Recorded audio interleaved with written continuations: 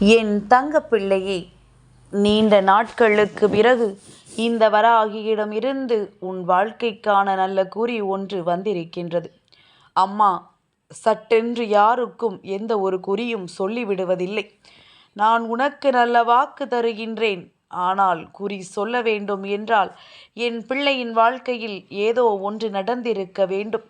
அதை இந்த அம்மாவை உன்னிடத்தில் சொல்ல வைக்க தூண்டி இருக்க வேண்டும்.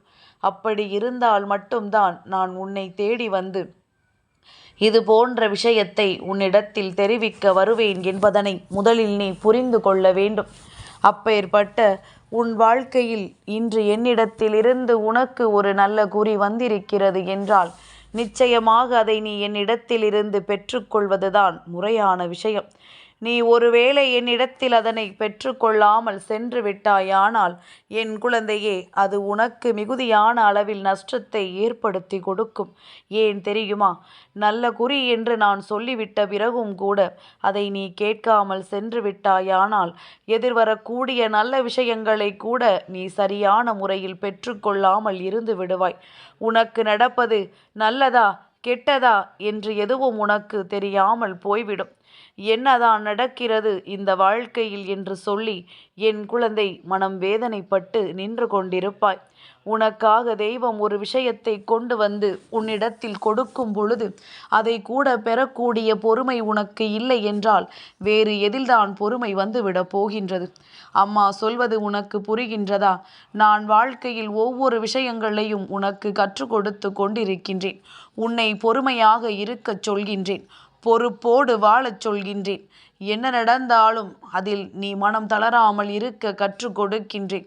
சட்டென்று மனம் உடைந்து போய் வாழ்க்கையில் எந்த ஒரு தவறான முடிவையும் உன்னை எடுக்க விடாமல் நான் இருக்க பிடித்து நிற்க வைத்திருக்கின்றேன். அப்படி இருக்கும் பொழுது அம்மா உனக்கு நல்ல செய்தி கொண்டு வரும் பொழுது நீ பெறாமல் சென்று விட்டாயானால் அது எனக்கல்லவா மிகுந்த மனவேதனையை ஏற்படுத்தும்.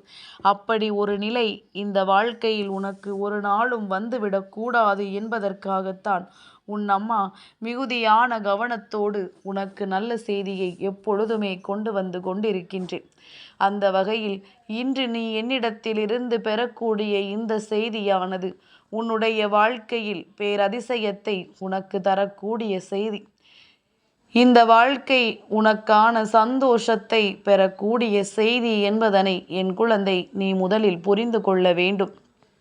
எப்பொழுதுமே நீ எதையுமே பெரிதாக எண்ணாமல் என்ன நடந்தாலும் இந்த வாழ்க்கையில் அதை உனக்கானது என்று நீ முழு மனதார ஏற்றுக்கொள்ள உன்னை நீ தயார்படுத்தி கொண்டாலே போதும்.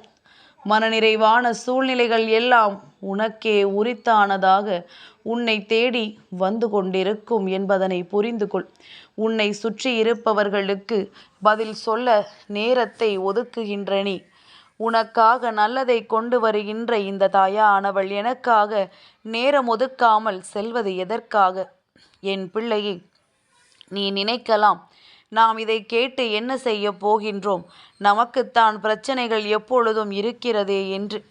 ஆனால் உண்மைகள் என்றுமே நீ தெரிந்து கொள்ள வேண்டியது என்றால், நீ எந்த சூழ்நிலையிலும் எதை கண்டாலும் இந்த வாழ்க்கையில் உனக்கென்று கொடுத்திருப்பது இந்த தாயானவள், இந்த வராகி. அது எப்பொழுதும் உன்னை வந்து சேராமல் வேறு எங்கும் போகாது.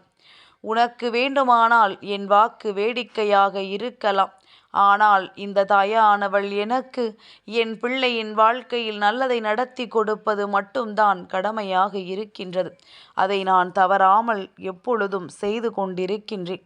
அதனால் நான் சொல்லும் பொழுது அதை புரிந்து கொண்டு அதை கேட்டு விட்டாயானால் உனக்கும் நல்லது, எனக்கும் நல்லது.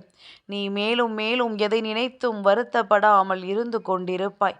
தேவையில்லாமல் எதை பற்றியும் யோசிக்காமல் உன் வாழ்க்கையின் மீது முழு கவனத்தையும் நீ செலுத்தி கொண்டிருப்பாய். என்ன நடந்தாலும் எது வந்தாலும் எல்லாவற்றிற்கும் நீ எப்பொழுதும் நீயாக நின்று கொண்டிருப்பாய். உனக்குள் நீ மாற்றங்களை கொண்டு வந்திருக்க மாட்டாய். உனக்கான சந்தோஷங்களை எப்பொழுதுமே நீ விட்டிருக்க மாட்டாய். மனமறைவான வாழ்க்கையில் மனமகிழ்ச்சியான சந்தோஷங்கள் உன்னை தேடி வரும் பொழுது இதையெல்லாம் நீ பெற்றுக்கொள்ளாமல் இருந்துவிடக்கூடாது. எத்தனையோ துன்பங்களும் எத்தனையோ சோதனைகளும் உன்னை ஆட்டி படைத்து கொண்டிருக்கும் பொழுதெல்லாம் என் பிள்ளை, இதையெல்லாம் எண்ணி நீ மனநிறைவோடும் மனமகிழ்ச்சியோடும் வாழ்ந்து கொண்டிருந்தால் போதும்.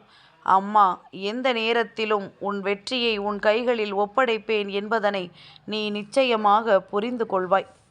உனக்கான நல்ல குறி என்ன வந்திருக்கின்றது என்று தானே யோசிக்கின்றாய். அம்மா இத்தனை நேரமும் இதையே சொல்லி நம் மனதை காயப்படுத்தி விட்டாளே, என்னதான் சொல்ல வந்திருக்கிறாள்? நல்ல குறி என்று சொன்னாலே என்று யோசித்த என் பிள்ளைக்கு அம்மா சொல்வது ஒவ்வொன்றும் உன் வாழ்க்கையில் இத்தனை காலமும் நீ பட்ட கஷ்டங்களுக்கெல்லாம் உனக்கு தீர்வாக தெரியும். என் பிள்ளையே, இந்த வாழ்க்கை உனக்கு ஏகப்பட்ட கஷ்டங்களையும் ஏகப்பட்ட துன்பங்களையும் கொடுத்து விட்டது. எண்ணற்ற பிரச்சனைகளுக்குள் உன்னை தள்ளிவிட்டது. எதிலிருந்தும் மீண்டு வர முடியாத அளவிற்கு துன்பத்தை உனக்கு கொடுத்தது. வேண்டும் என்றே உன்னோடு இருப்பவர்கள் எல்லாம் இந்த வாழ்க்கையை விட்டு உன்னை ஒதுக்கி வைத்தார்கள். நீ செய்த தவறாக இருந்தாலும் அது என்னவென்று உன்னிடத்தில் கேட்காமலேயே அவர்களே முடிவுகளையும் எடுத்து கொண்டார்கள். உன்னை ஒதுக்கி வைத்து அவர்கள் உன் மனதை காயப்படுத்தினார்கள். காரணம் என்னவென்று தெரியாமல் என் பிள்ளை விழிபிதுங்கி நின்று கொண்டிருந்தாய். எல்லாவற்றிற்கும் நமக்கு தீர்வு கிடைக்க வேண்டும், என்னதான் விஷயம் என்று நாம் தெரிந்து கொள்ள வேண்டும் என்று என் பிள்ளை நீ யோசித்து கொண்டிருந்தாய். அந்த நேரத்தில்தான் உன் மனதிற்குள் ஒரு விஷயம் தோன்றியது. நம்மை தவறாக புரிந்து கொண்டவர்களுக்காக நாம் எதையும் செய்ய வேண்டும் என்ற அவசியமில்லை. இவர்களிடத்தில் நம்மை நிரூபித்து எதையும் சாதிக்கப் போவதில்லை என்பதனையும் என் பிள்ளை கட்டாயமாக நீ புரிந்து கொண்டாய். இந்த வாழ்க்கையில் உன்னை சுற்றி நடக்கின்ற ஒவ்வொரு விஷயங்களும் உன்னை நல்லபடியாக வாழ வைக்க வேண்டும். உன்னை சார்ந்து உனக்காக நடக்கின்ற எந்த ஒரு விஷயமாக இருந்தாலும் அதை நினைத்து என் பிள்ளை நீ மனமகிழ்ச்சி அடைய வேண்டும். இவர்கள் இப்படித்தான் என்று தெரிந்து கொள்வதற்கு உனக்கு கிடைத்த ஒரு வாய்ப்பல்லவா? முன்பு தேனாக உன்னிடத்தில் பேசினார்கள் அல்லவா? இப்பொழுது இப்படித்தான் இவர்களின் குணம் என்று தெரிந்து கொள்வதற்கு கிடைத்த இந்த வாய்ப்பை நீ சரியாக உன் வாழ்க்கையில் பயன்படுத்தி கொண்டாயானால் நிச்சயமாக இனி வரக்கூடிய ஒவ்வொரு நாட்களும் உன்னை நல்வழிப்படுத்தும் என்பதனை நீ புரிந்து கொள்ள வேண்டும். எவ்வளவுதான் வாழ்க்கையில் கஷ்டப்பட்டோம், துன்பப்பட்டோம், துயரப்பட்டோம் என்று சொல்லிக் கொண்டிருப்பதை விட என் பிள்ளையே, உன் வாழ்க்கை சரியான பாதையில் சென்று கொண்டிருக்கிறது என்பதனை முதலில் புரிந்து கொள். இவர்கள் முன்னிலையில் நீ வாழ்ந்து காட்டப் போகிறாய் என்பதனை முதலில் தெரிந்து கொள். எந்த பிரச்சனைகள் இந்த வாழ்க்கையில் வந்தாலும், எந்த சோதனைகள் இந்த வாழ்க்கையில் வந்தாலும் அதிலிருந்து நிச்சயமாக நீ மீண்டு வரத்தான் போகிறாய் என்பதனை முதலில் புரிந்து கொள். நீ எதிர்பார்த்ததை விட உனக்கு எதிர்பாராத பல நல்ல திருப்பங்கள் இந்த வாழ்க்கை அற்புதமாக கொடுக்க போகின்றது. நீ நீண்ட நாட்களாக எதிர்பார்த்து காத்து கொண்டிருக்கின்ற ஒருவரின் வருகை உன்னுடைய வாழ்க்கையில் நடக்கப் போகின்றது. எவ்வளவுதான் பிரச்சனைகளுக்குள் சிக்கி தவித்தாயோ அதைவிட அதிகமான மகிழ்ச்சியை நீ பெற்றுக்கொள்ளப் போகின்றாய். உன்னோடு இருந்து உன்னை வேதனைப்படுத்துகின்ற பல போலி உறவுகள் வெளிவரப் போகின்றது. அவர்களின் உண்மை முகங்களை நீ கண்டு கொள்ளப் போகின்றாய். என்ன நடக்கின்றது, ஏது நடக்கின்றது என்று எண்ணி மனம் வேதனைப்பட்டு கொண்டிருந்தது எல்லாம் என் பிள்ளைக்கு போதும்.